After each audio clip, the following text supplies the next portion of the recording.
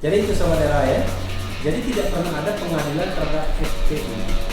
Karena itu C dan D ini tidak pernah bisa dibuktikan. Nah, kecuali kalau ada pengadilan terhadap FPI lalu ini terbukti C dan D, lalu orang-orangnya diberikan ancaman atau vonis 6 sampai 1 tahun. Ya itu juga tidak masuk akal. Karena bisa seluruh anggota ya.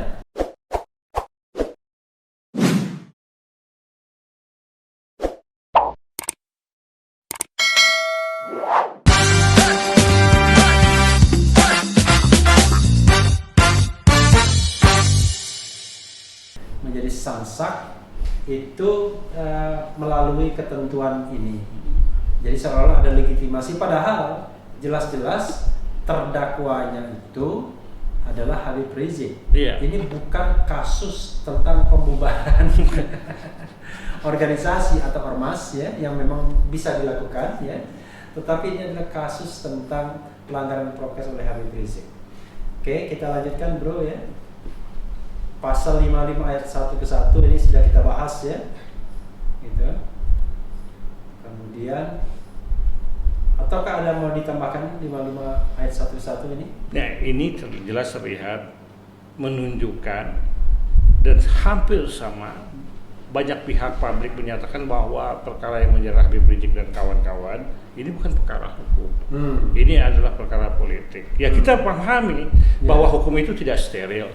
Pasti ada pengaruh-pengaruh non hukum. Tapi ya jangan kebangetan. Tapi tidak dapat didalilkan jadi pembenaran, seolah-olah politik itu dapat dijalankan dengan pendekatan-pendekatan kekuasaan. Memang hukum membutuhkan kekuasaan, tetapi kekuasaan yang tanpa hukum jelas ini adalah kezaliman. Gitu. Ya, berikutnya kita, nah ini yang ngeri-ngeri sedap juga. Nah, ya. Pasal 10 huruf B junto pasal 35 ayat 1 KUHP. Pasal 10 huruf B pidana tambahan, pencabutan hak-hak tertentu, perampasan barang-barang tertentu, pengumuman putusan hakim. Dan ini sudah dituntut tidak bisa jadi pengurus ormas selama 3 tahun ya. Lalu pasal 35 ayat 1, hak-hak terpidana yang dengan putusan hakim dapat dicabut dalam hal-hal yang ditentukan dalam kitab undang-undang ini atau dalam aturan umum lainnya ialah hak memegang jabatan pada umumnya atau jabatan yang tertentu. Ini masuk ya.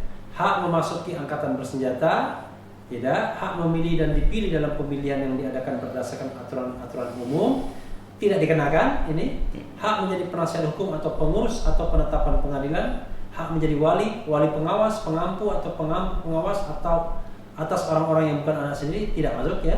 Hak menjalankan kekuasaan bapak, menjalankan perwalian atau pengampuan atas anak sendiri, tidak. Hak menjalankan mata pencarian tertentu, tidak. Jadi yang dikenakan adalah hak memegang jabatan pada umumnya atau jabatan yang tertentu. Apa masalahnya bro?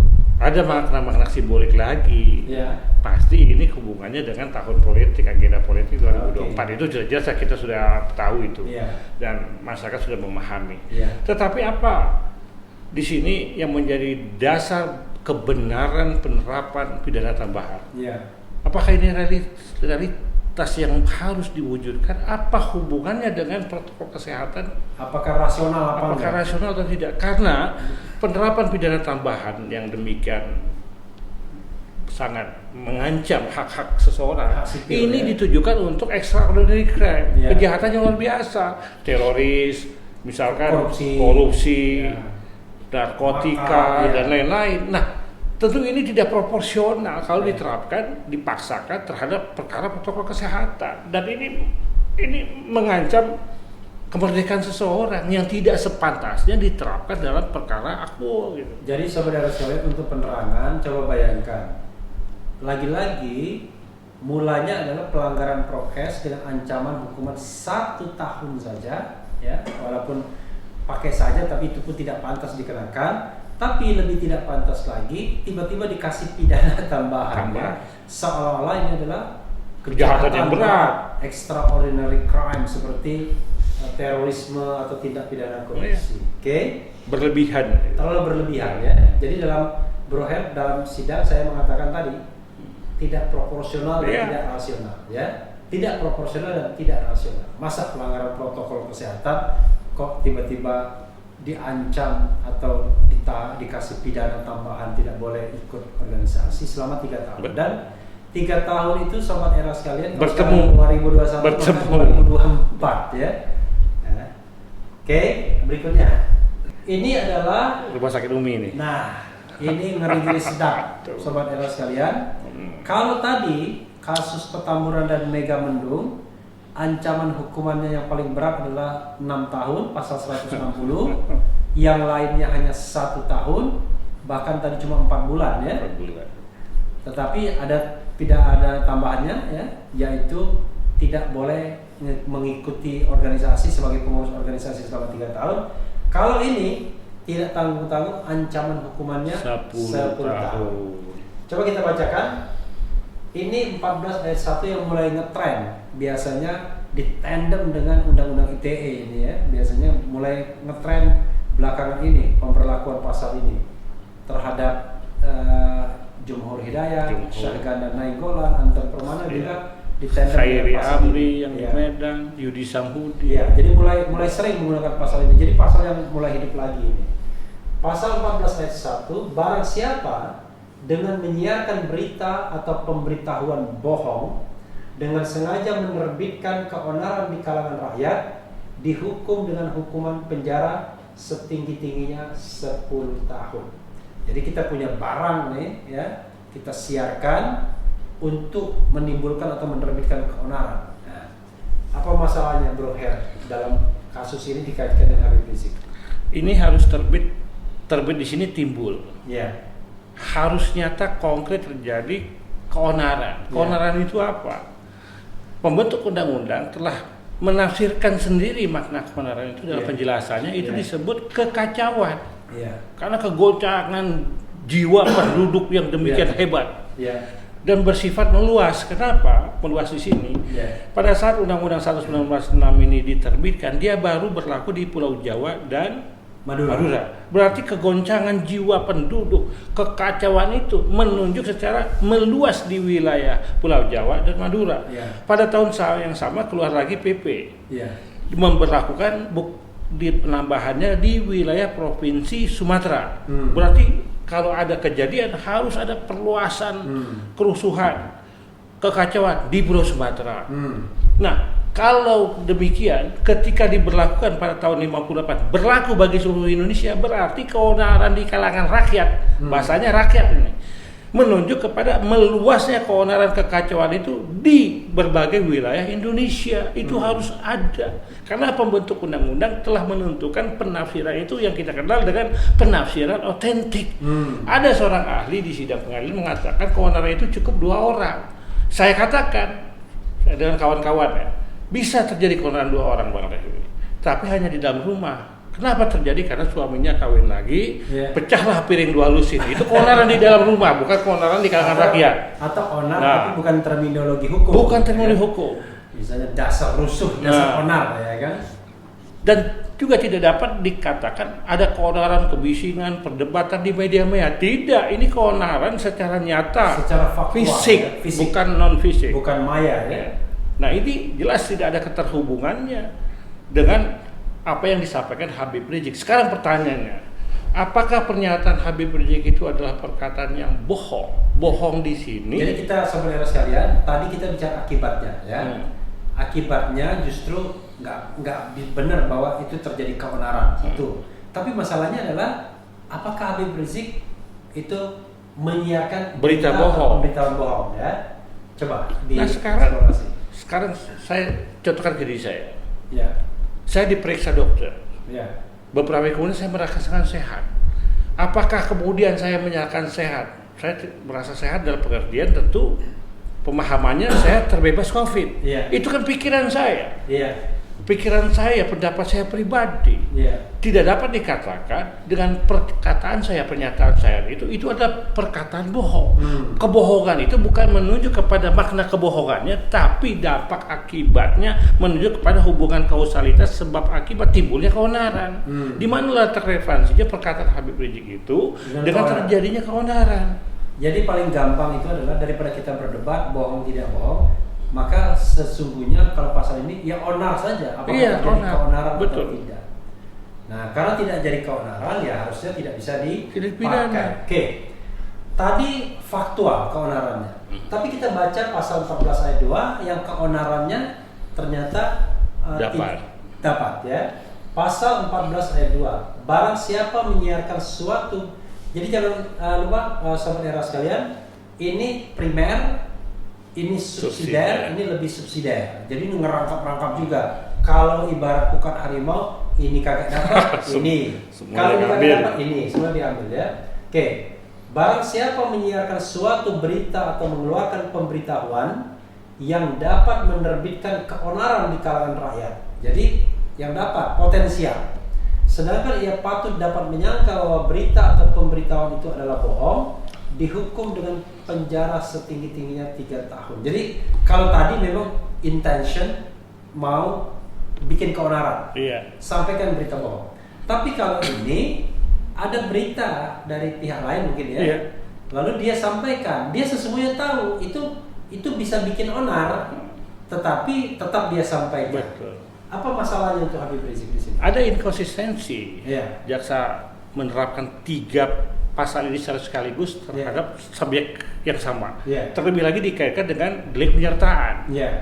Nah, tentu pasal 14 orang yang menyebarkan berita itu adalah dirinya sendiri dan dia yang membuat berita bohong. Iya. Kalau pasal 14 ayat 2 orang menyebarkan berita dari orang lain dan dia tahu orang itu berita bohong tapi dia tetap sebarkan. Ya, patut diduga itu bohong, dia tapi patut tetap diduga, bukan dari dia beritanya. Yeah. Permasalahannya di sini tentu, jadi kan ada kata dapat, berarti bukan imperatif, fakultatif, potensi. Yeah. Potensi juga harus jelas.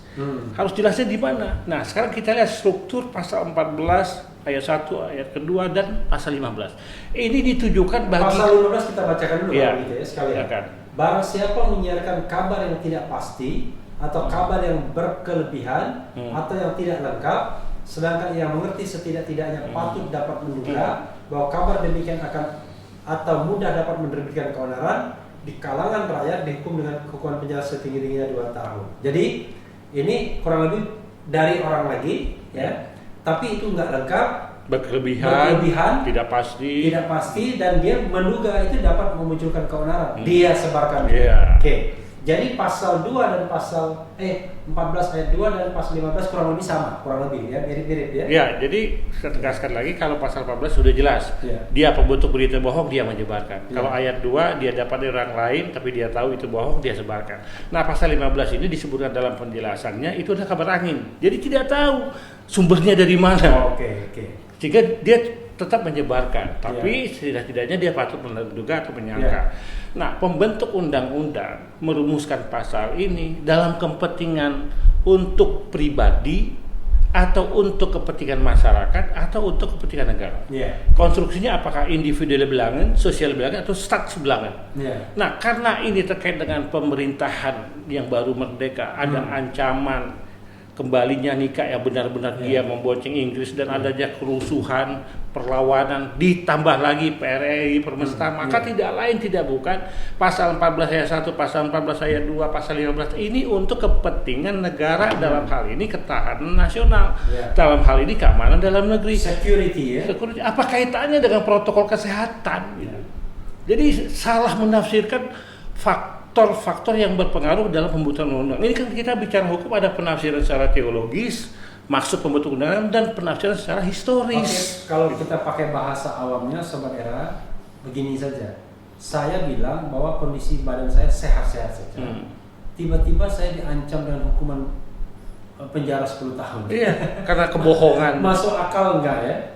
Padahal untuk mengatakan sehat dan tidak sehat itu kan relatif juga sebenarnya. Saya lagi batuk, tapi ditanya gimana apakah selagi sehat? Saya bisa mengatakan saya sehat. Tetapi saya juga bisa mengatakan saya sedang sakit. Itu pendapat kita pribadi. Karena pendapat kita pribadi ya. Dan perlu diingat dalam sistem hukum pidana pendekatannya itu kan bukan psikologis, pendekatannya normatif. Kalau pikiran saya mengatakan A, saya tahunya, apalagi kondisi saya pribadi, saya menyampaikan saya yang lebih tahu. Apakah nanti secara medis benar-benar sakit atau tidak, apa kaitannya dengan kebohongan yang menimbulkan akibat dalam hal ini pemidanaan yang demikian besar, tinggi. Jadi sangat tidak masuk akal. Menceritakan kondisi kesehatan yang sifatnya subjektif itu dalam diri kita, tapi dianggap menyebarkan berita bohong dan kemudian dianggap telah memunculkan keonaran. Tidak ada fakta di pengadilan, jaksa tidak mampu membuktikan fakta yang bagaimana yang benar-benar terjadinya keonaran. Tidak ada. Tapi yang paling menarik itu adalah ketika dua pasal yang digunakan, berarti jaksa tidak paham juga, tidak terlalu pasti juga. Sebenarnya itu berita bohong itu dari dalam dirinya sendiri atau dari pihak lain. Pokoknya yang penting dipakai gitu. Apalagi dikaitkan ke pasal 55. Apa kaitannya yang menyuruh melakukan, yang melakukan atau turut melakukan, orangnya kok sama? Masa satu orang berlaku untuk tiga jenis yang berbeda, dijutakan lagi. Ampun dah. Jadi bayangkan, orangnya sama tapi digunakan pasal tiga perbuatan yang berbeda. Kan tidak masuk akal. Jadi sobat era sekalian yang barangkali awam dengan hukum pidana, saya juga sebenarnya bukan spesialisasi di situ ya, tapi berusaha memahami, kan saya background hukum tata negara. Tapi memang banyak hal yang tidak masuk akal di sini ya, karena selain kita bisa melihatnya dari ilmu pidana, juga perundang-undangan. Betul. Bagaimana pasal-pasal kata-kata dalam undang-undang ini diterapkan untuk sebuah pelanggaran protokol kesehatan ya. Ya bro, kita udah banyak bicara. Kalau diterusin bisa sampai subuh kita. Bisa sampai subuh ya. Tapi pasal yang kita ini kan sudah ya. Sekarang yang jelas untuk Megamendung itu kena 10 bulan tuntutannya ya. Untuk Petamburan kena 2 tahun plus tidak 3 tahun tidak menjadi pengurus organisasi. Bagaimana ulasan Anda terhadap kemungkinan kasus rumah sakit Umi dengan ancaman 10 tahun, 3 tahun dan 2 tahun? Ya, kalau saya memprediksi tuntutan itu dengan dakwaan pertama primer untuk RS Umi, ya pasal 14 ayat 1 junto pasal 55 ayat 1 ke 1 KUHP. Itu dianggap terpenuhi? Terpenuhi. Karena kalau tidak salah dakwaan ke-1 semua yang terbukti. Iya, yang kemarin dakwaan ke-1. Ya pertama juga. Ini ya pasal 60. Nah, sekarang kalau feeling saya ini. Dan ini tinggal pilihan saja, apakah mau menuntut 1 tahun, 2 tahun, 3 tahun sampai 10 tahun. Karena itulah dipaksakan ya, memaksakan hukum itu berarti kan mencederai hukum, Bang Refri. Jadi sering disampaikan oleh Prof. Cipto Raharjo dalam berbagai kesempatan. Manusia bukan untuk hukum. Memaksakan hukum, mencederai hukum. Iya. Hukum itu untuk manusia, bukan manusia untuk hukum. Jadi kalau manusia untuk hukum berarti ada kepentingan-kepentingan di balik hukum yang mengedepankan kepentingan maksud tujuan di luar ketentuan hukum. Itu yang terjadi. Nah, oleh karena itu saya pribadi, kawan-kawan dan rakyat Indonesia mengharapkan hakim benar-benar independen, benar-benar terbebas, benar-benar berani dia menempatkan hukum pada tempatnya, dan kalau perlu dia mengambil suatu ketentuan berijtihad walaupun ada perbedaan penafsiran, tetapi menurut azas indobio pro reo, apabila ada perbedaan hal-hal yang meragukan, wajib bagi hakim untuk mengambil keuntungan yang lebih menguntungkan terdakwa. Kalau menurut saya apa yang menguntungkannya tidak terpenuhi unsur, tidak terpenuhi dakwaan, Habib Rizik, yang mulia Habib Rizik harus divonis bebas murni. Jadi saudara sekalian, intinya adalah apapun tuntutan jaksa ya yang tidak masuk akal, yang tidak rasional tersebut, asal hakimnya berani independen, mau menggali fakta-fakta persidangan, maka seharusnya Habib Rizik bisa bebas. Karena menurut ilmu pengetahuan dan fakta-fakta persidangan, harusnya masalah ini sih tidak perlu dibesarkan. Bebas munif. Iya. Frisprach bukan verkafto frisprach bebas. Oke.